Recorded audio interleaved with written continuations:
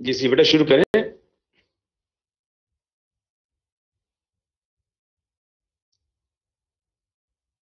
جی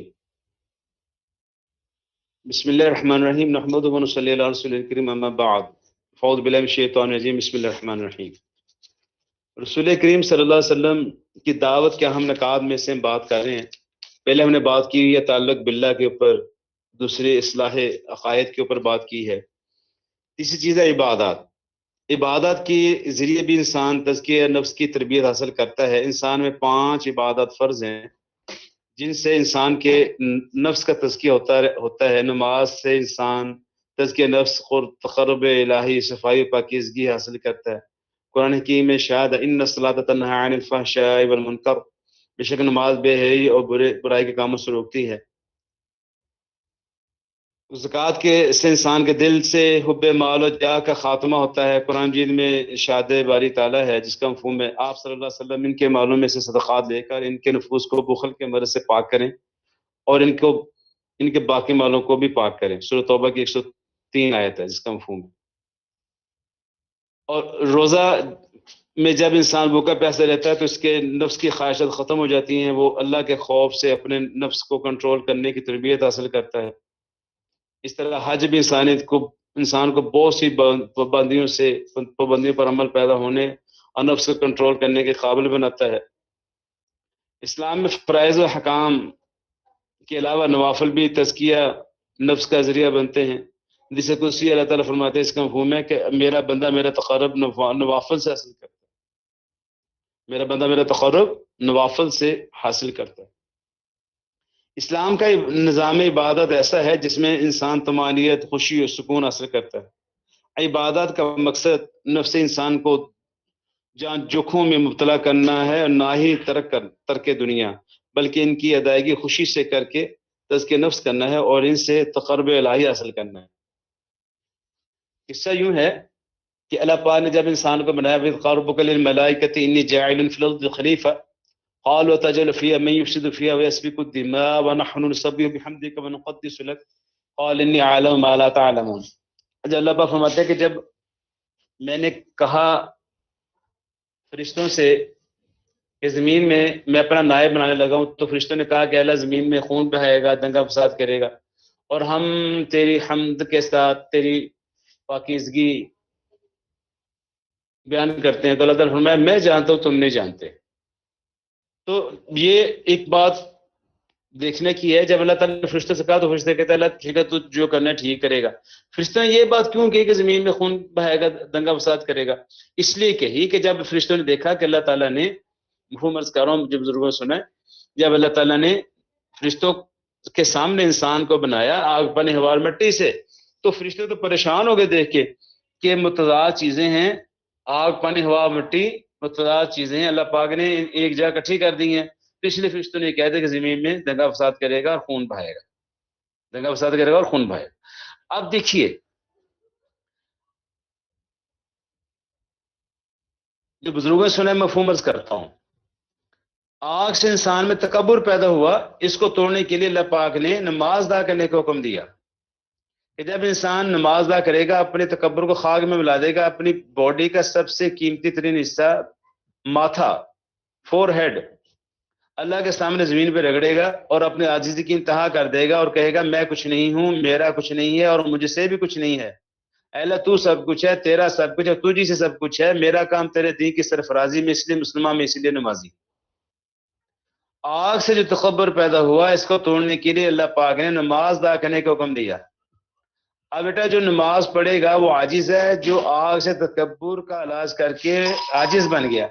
اب جو آگ سے تکبر پیدا ہوا، جو نماز نہیں پڑھے گا، وہ اس آگ کی وجہ سے پیدا ہونے کی وجہ سے، آگ کی وجہ سے اس کے اندر تکبر ہے. اب جو آگ سے تکبر پیدا ہوا اس کو نماز پڑھ کے اس کا حل کر دے گا تو وہ عاجز ہے، اگر نماز نہیں پڑھے گا تو متکبر ہے. اسی طریقے سے بیٹا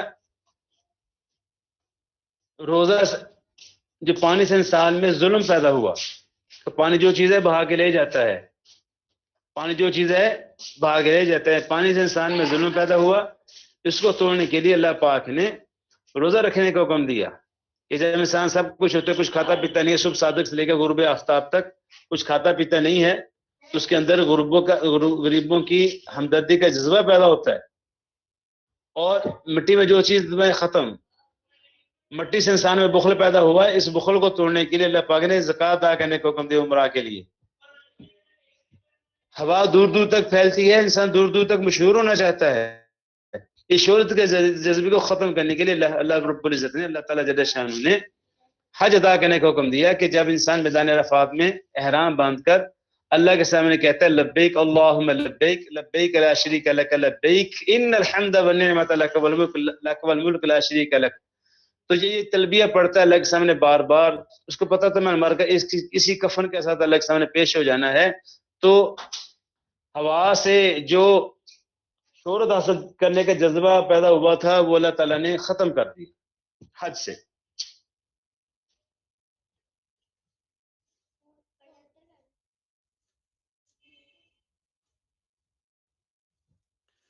تو بیٹا جو عبادات ہیں ان کا ثواب اپنی جگہ ہے، یہ اندر کا سکون حاصل رکھنے کے لیے، اندرونی سکون کے لیے بہت ضروری ہے. اور آپ کو پتہ ہے اندر کا سکون انسان کی سب سے بڑی دولت ہوتی ہے.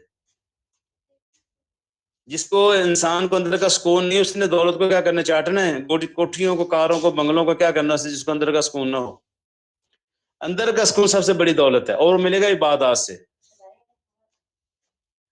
ابھی ایک اللہ تعالیٰ ہمیں سمجھ دے دے کہ عبادات کے بیٹا ثواب تو اپنی جگہ ہے، لیکن ان سے اندر کا سکون انسان کو ملتا ہے.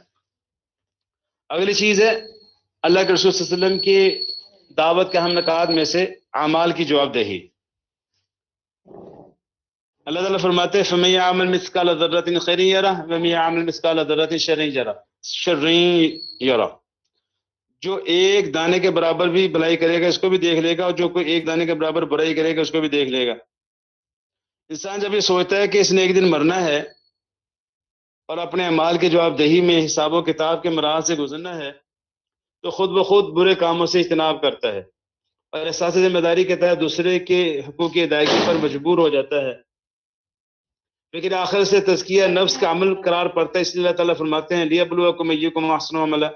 اللہ تعالیٰ نے موت اور زندگی کو پیدا کیا تاکہ آزمائے کہ تم میں اچھے عمل کون کرتا ہے، اچھے عمل کون کرتا ہے.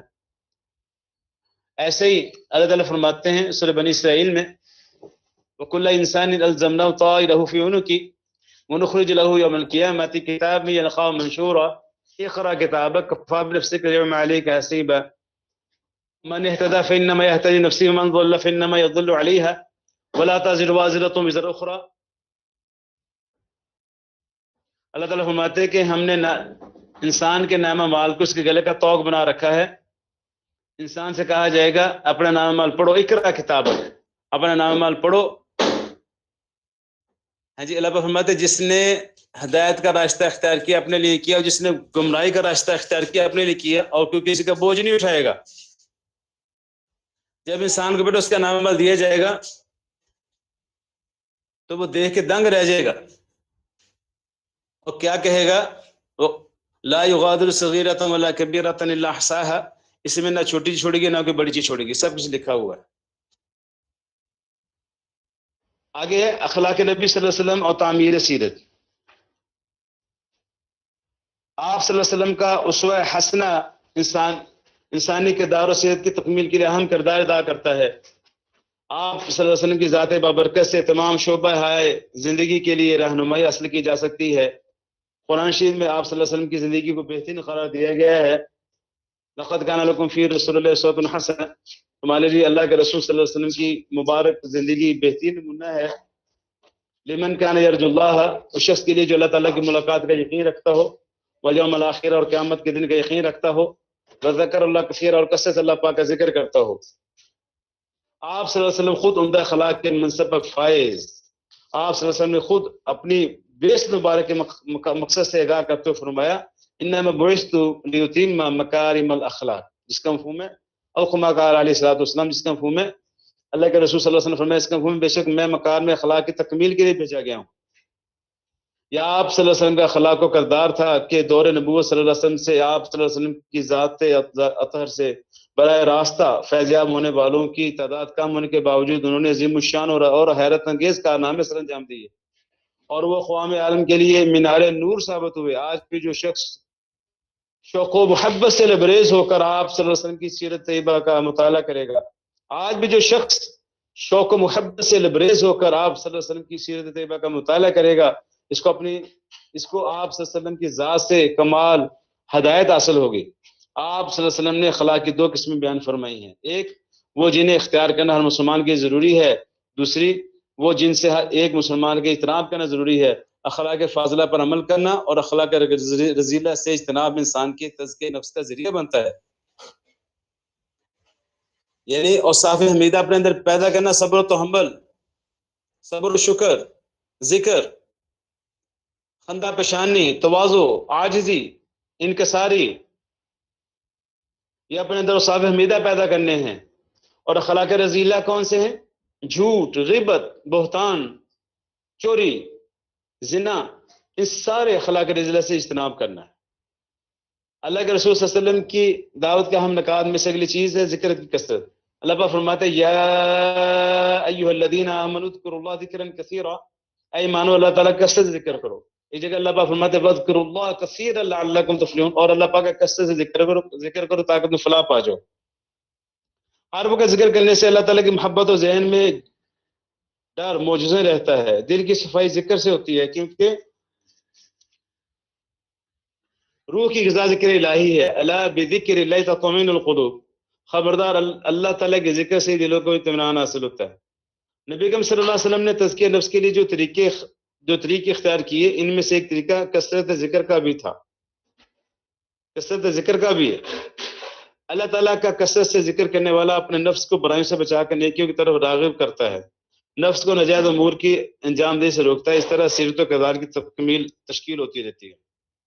اگلی چیز ہے حب دنیا کی مذمت۔ دنیا سے محبت ہر خطا کی جڑ ہے۔ دنیا سے محبت انسان کو گمراہی اور بے چینی کے راستے پر ڈالتی ہے۔ دین اسلام میں تزکیہ نفس کے لیے نبی اکرم صلی اللہ علیہ وسلم نے جو ضابطہ مقرر فرمایا ہے، اس میں رہبانیت کی اجازت نہیں دی گئی۔ دنیا کے دیگر مذاہب مثلا ہندو مت اور بدھ مت وغیرہ میں ترک دنیا کو تزکیہ نفس کے لیے لازمی گردانا جاتا ہے۔ دنیا کی نعمتیں اور لذتیں اللہ تعالیٰ کی رضا تزکیہ نفس کے اصول میں رکاوٹ ہیں۔ اسلام کا نقطہ نظر یہ ہے کہ دنیاوی نعمتوں اور لذتوں سے فائدہ اٹھاتے ہوئے اللہ تعالیٰ کا ان نعمتوں پر شکر ادا کر کے تزکیہ نفس حاصل کیا جائے۔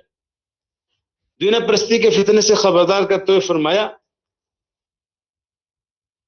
مفہوم عرض کرتا ہوں، اللہ کی قسم میں تمہاری غربت سے نہیں ڈرتا، لیکن اس بات سے ڈرتا ہوں کہ تم پر دنیا فراخ کر دی جائے، جس طرح تم سے پہلے لوگوں پر فراخ کر دی گئی، پھر تو اس سے محبت کرنے لگو، جس طرح تم سے پہلے لوگوں نے اس سے محبت کی، وہ تمہیں ہلاک کر دے گی جس طرح انہیں ہلاک کیا۔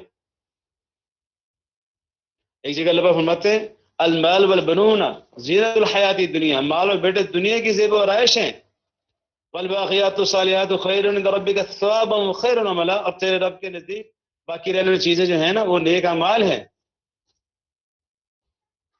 آپ صلی اللہ علیہ وسلم کے رب کے نزدیک جو باقی رہنے والے ہیں وہ نیک اعمال ہیں۔ دنیا اللہ نے بنائی اور فرما دیا وما الحیات الدنیا الا متاع الغرور، دنیا کی زندگی دھوکے کا گھر ہے۔ وما الحیات الدنیا الا لعب ولہو وان دار الاخرۃ للحیوان لو کانوا یعلمون، کہ دنیا کی زندگی محض کا بہلاوا ہے اور کھیل تماشا ہے، اصل زندگی تو آخرت کی ہے، کاش لوگ جانتے۔ فرماتا یوم نطوی السماء کطی السجل للکتب کما بدأنا اول خلق نعیدہ وعدا علینا انا کنا واعدین انا کنا فاعلین۔ اللہ تعالیٰ فرماتے ہیں اس کے مفہوم ہے کہ قیامت میں اللہ تعالیٰ زمین و آسمان کو لپیٹ دے گا۔ اللہ پاک کہتے ہیں ایسا کرنا ہمارے اوپر وعدہ ہے۔ دیکھو بھی ایک دن ایسا آنے والا ہے 50,000 سنہ، جو 50,000 سال کا دن ہوگا۔ یوم یفر المرء من اخیہ وامیہ وابیہ وصاحبتہ وبنیہ، ماں بیٹے سے بھاگے گی، بیٹا ماں سے بھاگے گا۔ من جاء بالحسنۃ فلہ عشر امثالها ومن جاء بالسیئۃ فلا یجزی الا مثلها وهم لا یظلمون، کہ جو اللہ پاک کے پاس ایک نیکی لے کر آئے گا، کر کے نہیں آئے گا، لے کے آئے گا، نیکی کر کے حقوق اللہ اور حقوق الباد پورے کر کے نیکی بچا کے اللہ کے پاس لے کے جائے گا. من جاء بالحسنۃ فلہ عشر امثالها. اللہ پاک فرماتے ہیں اس کاموں میں کہ تمہیں جو بھی اللہ تعالیٰ کے پاس ایک نیکی لے کے آئے گا، اللہ پاک ایک کے برابر، ایک کے بدلے 10 کا بدلہ دیں گے، 10 کا اجر دیں گے. اور جو ایک برائی لے کے آئے گا اس کو ایک کے برابر ایک کا ہی بدلہ ملے گا. اللہ کے رسول صلی اللہ علیہ وسلم کی دعوت نکات میں سے اگلی چیز ہے صالحین کی محبت. اولیاء اللہ اور صالحین کی محبت اور صحبت سے آدمی کے اگلا پھر بلینک سینڈ کرو. اگلا ایک اور کرنا ہے بیٹا. ابھی میں نے آپ سے بہت سی باتیں کرنی ہے بیٹا، اور کرو.